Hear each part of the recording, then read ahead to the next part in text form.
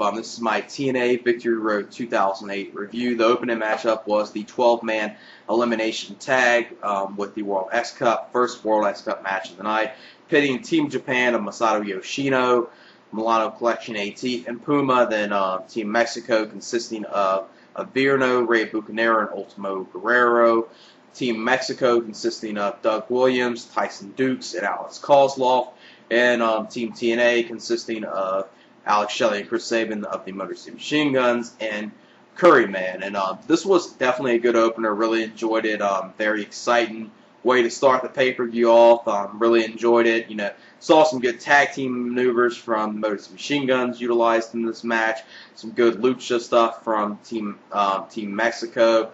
The way the match was, you know, early in the match you saw Milano Collection AT and Puma get eliminated pretty early, so this led, you know, Yoshino for most of this match being the only one on his team. So, you know, he fought against all odds and actually made it all the way to the end of the match. The final four people were Alex Shelley and Chris Sabin, so they had the odds, the advantage in this match. Alex Koslov and Yoshino. Sabin was the first one eliminated. Then the final two in this match was Yoshino and Alex Shelley, and just a very good way to end the match. You know, good back and forth action. You know, just a lot of good stuff in this match. Everyone was showcased very well. Just really enjoyed it.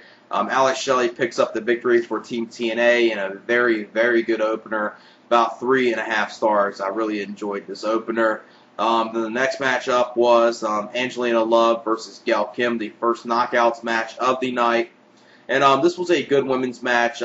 Wish it would have went on a little longer, but probably due to the World X Cup and time constraints of this pay-per-view, they probably couldn't go as long as what they wanted it to. But it was a good women's match, and it was good for what it was. Gail Kim picked up the victory by defeating Angelina Love in about a 2 3/4 star match. Then the next matchup was the Guru Sonjay Dutt versus the Black Machismo Jay Lethal in the grudge match between the two. And this was definitely a good match. You saw a little brawling in here. Mostly, this match was an X Division-based style match, so really worked good. Good back and forth action. A lot of good action in this match. Really enjoyed it. The end of the match somewhat came out of nowhere, but it made sense. It was a roll up from Sonjay Dutt to Jay Lethal, and I think he held on to the tights and maybe the ropes. So he picked up the cheap victory in here. So this feud's obviously going to continue, and most likely it's going to probably end at some gimmick match at the Bound for Glory pay-per-view in October. And I would say, you know, even with the ending, you saw some good stuff in this match. Easily, you know, a 3-star match. Really, you know, enjoyed it. This matchup was the worst match of the night. It was the Fans Revenge match with Beer Money Incorporated of James Storm and Robert Roode versus LAX of Homicide and Hot Stuff Hernandez. You know, just at best, you know, a decent tag. You really didn't see that much in this match. They didn't even utilize the gimmick as much as I thought they should have. You know, James Storm and Robert Roode get out there a few times, but not that much. You know, they stayed in the ring for a good portion of the match. I thought, you know, at least about 60% of this match should have been outside the ring, or at least, you know, done some stuff with the Fans Revenge stipulation, which they really didn't utilize the stipulation as well as they should. You know, you saw some okay stuff in here. I felt, you know, possibly in the future with James Storm and Robert Roode still teaming up, they could possibly turn into being a decent tag team. I do got to say they do get good heel heat, so that's the one good thing that they do. But when you look at them, obviously you see TNA, they're trying their best to, you know, have the next AMW, because that's really what this seems like. You know, this Robert Roode and James Storm team is, you know, just AMW, just what, instead of Chris Harris, it's Robert Roode in it. In this match, you know, maybe 2 stars, 2 1/4. That's probably at best what I would give it. Then the next matchup was for the TNA Knockouts title with Amazing Kong versus Taylor Wilde. This was a good match. You saw some good stuff in here. They played off the role of, you know, Taylor Wilde got the upset victory on Impact. They tried to play it off, you know, at the same way, you know, with Taylor Wilde blocking the back fist and rolling up Amazing Kong. They did that in this match.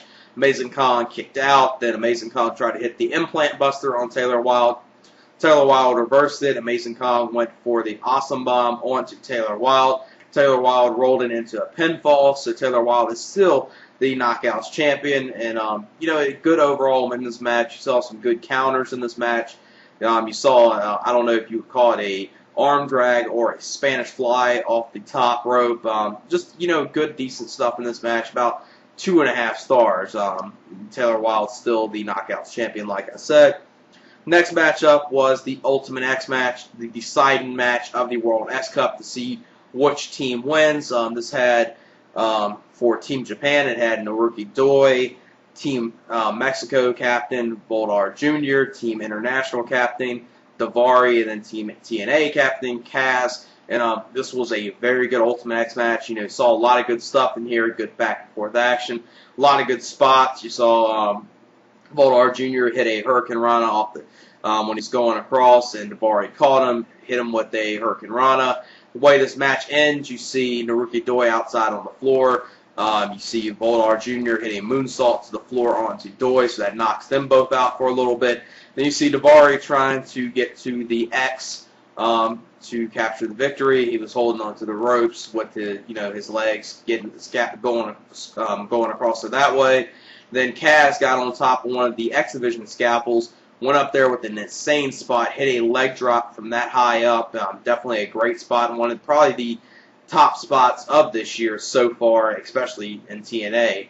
Possibly, one of the top spots of the year so far. And definitely, a lot of good stuff in this match. You saw them two knocked out. This led to Volador Jr. coming in there, after, getting in there and coming up with the victory, grabbing the X. So Team Mexico wins again with the TNA World X Cup. So they're now 3-1 as far as the World X Cup goes. A very good Ultimate X match, easily, 4 stars. A lot of good stuff in that match. I enjoyed, a lot of good spots, a lot of good. Even I gotta say, they actually, with a match that's someone considered, nothing more than a spot fest. They actually had in-ring psychology in the match with all 3 members of the other teams working on the injured arm of Kaz. So, at one point they kept on working on it so much, Kaz went up there and he fell. Most people would have thought it was a botch, but they were playing off the role that, you have to have 2 good arms to get on top and go across to capture the X. So that was a good thing to see in that match as well. Just a lot of good stuff in that match. Then the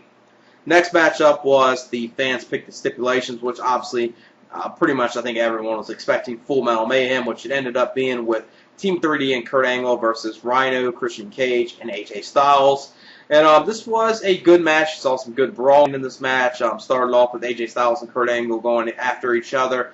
You saw just a lot of good brawling in here. Team 3D and versus Rhino and Christian Cage. They kind of did that feud in this match. Just a lot of good stuff in this match. A lot of good brawling, use of weapons. You saw a ladder placed into the ring. You saw AJ Styles hit a springboard over it, landing on hitting Kurt Angle. Then you saw the X Division scaffolds were obviously still up, so you saw Christian Cage climb up onto one, hit a crossbody block onto Team 3D and Kurt Angle. Just a very good match. The end of the match comes, you see Johnny Devine come out here with a kendo stick trying to hit AJ Styles.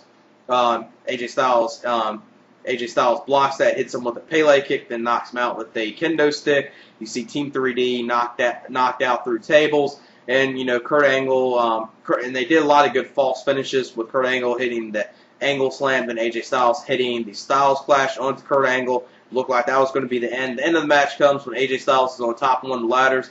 You see Frank Trigg get involved, hit AJ Styles with a kendo stick, and there was a table placed under the ladder, and Kurt Angle hits the Angle Slam from the top of the ladder through the table to AJ Styles. So Kurt Angle picks up the victory in this match. So obviously, the Kurt Angle and AJ Styles feud is going to continue. 3 1/4 stars. Then the main event was for the TNA World Heavyweight title with defending champion Samoa Joe versus Booker T. And this was actually a decent match. You saw some decent stuff leading up to it. First, got to say this match didn't have an ending to it, which is, it seemed like this match was going to be building up to something at least a decent world title match. You actually saw, some good stuff between them two for a little while. Then you see Samoa Joe snap, and you see Booker T get busted open, and Samoa Joe just, keeps on attacking him. The ref stops the match. Then you see Samoa Joe attack the refs, attack security, keep on going after Booker T, and, looks like, TNA's bringing back the, badass Samoa Joe heel, which definitely glad to see, and they keeps attacking Booker T. You see the lights go out. Sting comes out here, someone saying, Samoa Joe, stop this, you don't need to be doing this. But then you see Samoa Joe flip off Sting, and Sting attacks Samoa Joe to end the pay-per-view. So it seems like this is going to lead to possibly a Bound for Glory match with Sting versus Samoa Joe, with hopefully they'll have Samoa Joe go over and not have Sting win yet again at Bound for Glory, because that's probably getting very repetitive, and I don't think Sting deserves to be a world champion anymore. He needs to be one of those guys to elevate the younger talent, which he does want to do, just TNA management doesn't want to do. But with the aftermath of this match, and it seemed like it was going to be building up to at least a decent overall world title match, and now they got the Samoa Joe badass heel gimmick back. I would give that match, counting the match and the aftermath of the match, I would give it 3 stars, and overall I would give the pay-per-view an 8 out of 10. Definitely worth going your way to check out.